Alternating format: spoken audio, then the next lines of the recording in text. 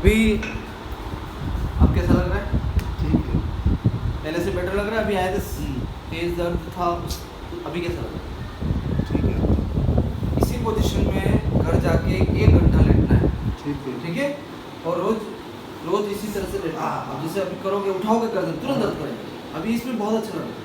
गर्दन उठाओ, ये और इसे ऐसे रखते हैं तो कैसा लग रहा है? दर्द नहीं।